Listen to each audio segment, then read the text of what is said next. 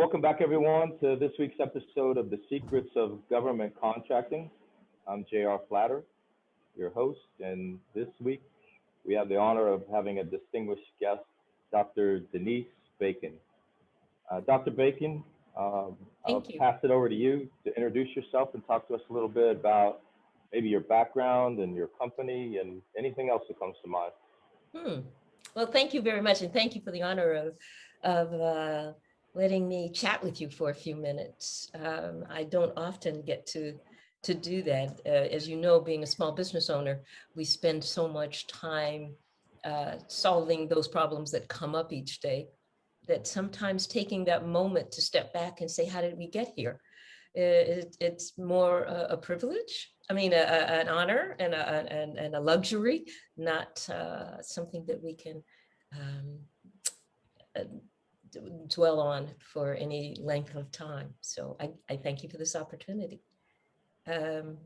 Denise Bacon, I have, my company is Shield Analysis Technology.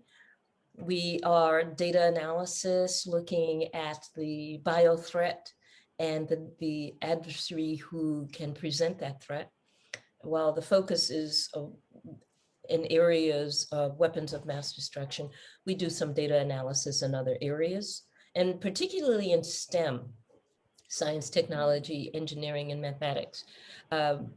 Because we recognize that to mitigate the threat, to mitigate the capability that is presented by any of our adversaries, we've got to have a workforce that can do that. And I'm also driven by a couple of things that, when I was young major, I had a boss, Colonel Philbrick, who, with all of the things that he taught me as a plans analysis and evaluation. By trade in the military, I was an operations research systems analyst.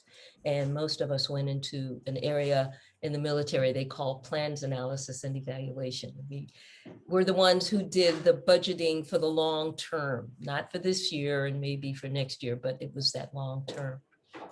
And he said that one of the requirements of what we were doing was to think of it not from the dollars. These were the war fighters, and our job was to give them tomorrow, to provide them the resources they needed to come home, to survive, but to survive in such a way that they can continue their lives. They learn from what they do. And I've used that in the work that I do. The adversary is not one who is one to be defeated, but it is to mitigate the threat to our environment, to our warfighters, to our way of life, so that we give everyone that tomorrow to make the change, to bring peace, to do whatever. And so that's what guides us, guides me, and those who are part of our company. I make sure they understand there is a job they do, but it contributes to the whole. And that's kind of where we go. So for Shield, our clients, from DITRA to what used to be ECBC, I think they're CCDC now, and our now National Science Foundation, we have a grant. We're part of a grant that teaches quantum literacy. That, again, we're trying to give them their tomorrow, that they can be part of that change, that innovation. Quantum will be part of a significant part of that technology that changes. And with that change will come opportunity for career paths, for innovation, for making a stance for some significant force. And so we want to give them their tomorrow. Oh, that's amazing. Part of the cool thing about being in this industry is, at the end of the day, we're a for-profit business. Revenue must exceed expense, but for many of us, it's continuing to serve. You're continuing to serve. We're continuing to serve. We are. It's really in the Department of Defense, um, all across the whole of government, um, serving alongside our civil service partners, our Mm-hmm. military partners. So our audience are our peers for this podcast. So as you think Mm-hmm. about how you started your business, how you're sustaining your business, how you're growing your business, what advice or insights might you offer your peers? Let's see. Let's see. When I started the company, it was 2007, and by myself. But I just was committed to bringing what I saw was a dearth of understanding of the adversary. We were so busy calculating information and gathering on the attack and on the type of attack. But let's look at the individual. Let's see what is driving them. What are some of those network associations that are creating these opportunities for them? And I wanted to make sure that that for those, it was mostly DoD, but from a Homeland Security perspective, let's look at that adversary a little bit different. And as a matter of fact, it's really one of the ways that I was introduced to most of the threat that was coming from the Red Sea region, the Northern Africa, because it wasn't just that there was a problem area. These were people. What was driving them? Because it wasn't that the problem was going away. You had to recognize it would continually be there. I wanted the why. And I think when people start a company, if there is a why you want to solve or a how you want to solve, you have right within that a market. You have a need that has to be solved. Make sure you market it to the appropriate audience because the need is there. You have to make sure, though, that you're marketing it to the appropriate audience and to that audience's ancillary influencers, because they can then create for you the avenues to introduce it to the people who can help you help them solve their problem. And for most of us, that's truly what we want to do. We want to create that environment that we can help to solve the problem. Yes, we are for profit. At the end of the day, we want to make sure our employees can pay their bills, can solve their problems. But there is something driving us to get up every day, to go to work, to look at the data, to analyze the problem and try to come up with a solution. And that's what if we convey that commitment to the client, that helps them understand we're there for them. Yes, we will make a profit, but if we make sure they understand we're there to help them solve their problem, achieve their mission, create a new environment, it makes the business more than the for-profit. That's just a part of the whole. Sure. You talk a lot about, it sounds like you have a very focused market niche or value that you're delivering. Sounds like you have a very strong culture, core values.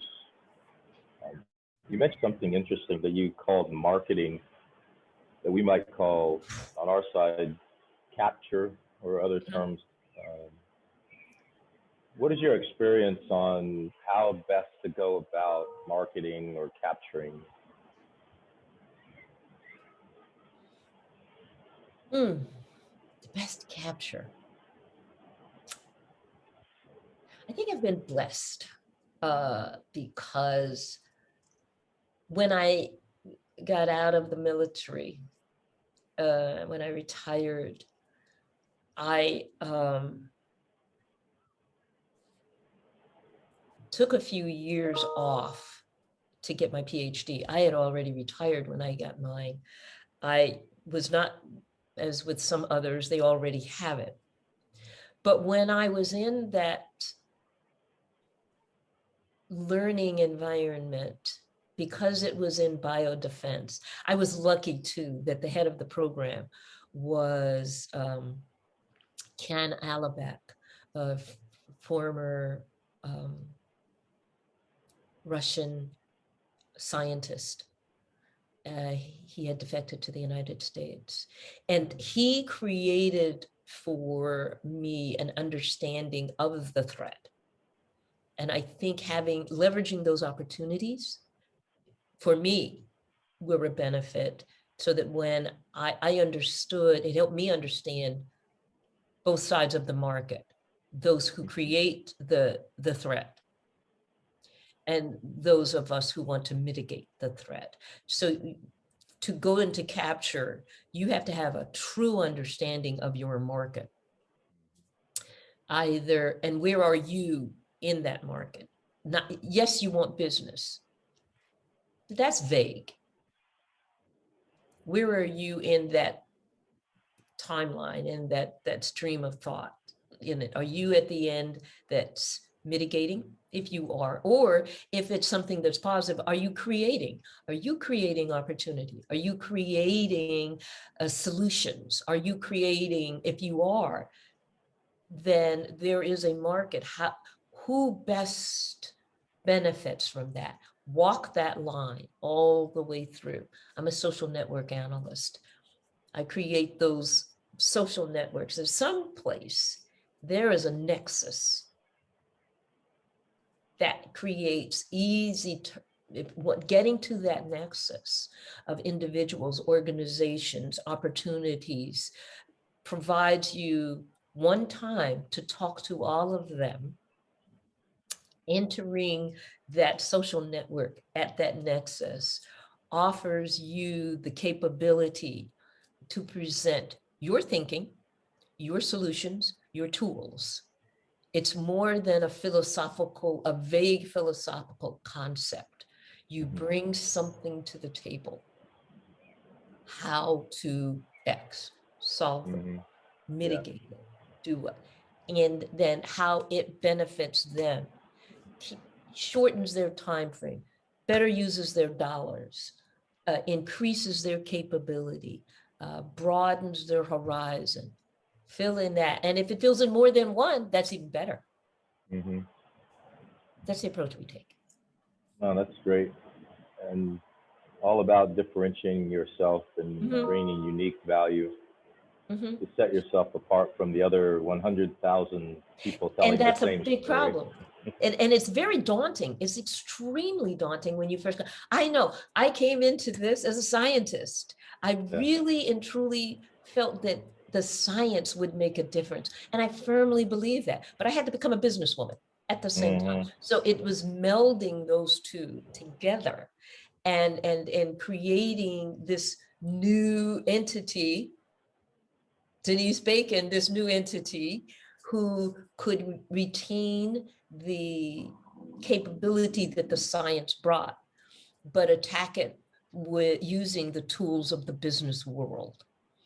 And it's bringing those two things together that offers the opportunity to solve the problems, and it energizes you too, because when you solve that first client's problem, I know it did for me. I solved a problem. They felt good. They were smiling. I was jazzed on that. Oh, wow. I really, it's one thing to do it in the military and you've got your hierarchy and you go in. I remember once I had to cost at the battalion level, all of the requirements. I did that. We went in, we went to the PBC, we got our money. That's fine. To me, I was doing what they told me to do. I was an operations research systems analyst. Okay. And that's the way they took it too. It was creating for me experience, capability, understanding. But to do that when you're in the business world, because you don't just have your piece, you have to understand your client's need and how that fits into their whole. And make sure that it maintains that balance that they need. All of those things create for us as business people an ecosystem, and we find out where we are in that ecosystem, and then we can blossom, in my opinion. And I Oh, great. firmly believe there's enough out there for all of us if we're bringing something good to the table. Hmm. Yeah, it's a huge market. That's Mm-hmm. why, with my next question, I'm not afraid to ask you about one of your secrets because I know you have them, but also it's a huge market and there's room enough for all of us. Mm-hmm. So, if you would kindly share one of your secrets of success. I think it's just doing what Colonel Philbrook told me, to make sure I kept in mind that we're giving our, whether it's the warfighter because I'm doing DOD, or it's my students because I'm teaching, or as like with our National Science Foundation grant, those participants who we are trying to train with quantum, we're giving them tomorrow. And if we keep that focus, we will do the best we can, challenge ourselves, find out where are the problems, reduce the risks, determine where the best opportunities are, not only for us, but for those who are the students, the participants, the client. And don't always achieve the balance, but go for the balance, but make sure that we keep that in mind, because the dollars follow. They do. There are days it's tough. I remember a couple of times going in, you know how we go to those association meetings and there's always the lunch, and you walk in and you think, not again. And you wonder, is it worth the value? Is it worth what we just dropped to attend this and to go to the private meetings? And is it worth it? You get past that, and you recognize the why. You keep the why right there. Mm-hmm. Then that to me is the secret. It's holding on to that at the bare bone times, at the really difficult 3 o'clock in the morning, that you have to get that RFP answered, and it's got to be in by 11, and you still are, you haven't even, don't talk white, you haven't even gotten to the pink and the red, you're still pulling it together. Keeping that in mind, it helps. It does. It really helps. Perfect. Thank you. So, last thing, Mhm. you could please offer us 2 or 3 referrals Mm. who we might invite for future distinguished guests such as yourself. Military, civil servant, businessmen, businesswomen, whomever you think would be of value. Have you ever had Dr. James Giordano? I have not. Fantastic. He is a leader in, now he does teaching at NDU and Georgetown University, but he's a consultant as well. And he has chosen to remain a consultant intentionally so that he can do some of these other things. And that offers another avenue to look at how we can approach this. If you intentionally choose to remain a consultant, because it leaves certain things open to you. And how do you do that and become successful in it, and become a known entity for your subject matter expertise? So I will make that introduction for you. Thank you. Trying to think of who else. Jim came to mind immediately, but Yeah, one's enough. If you want to okay, just he is send us one in absolutely the email. fantastic. You just give him one question, he's going to go. He just is. Well, wonderful. Well, thank you so much. Look Thank forward to you for continuing this to work with opportunity. you and talk to you.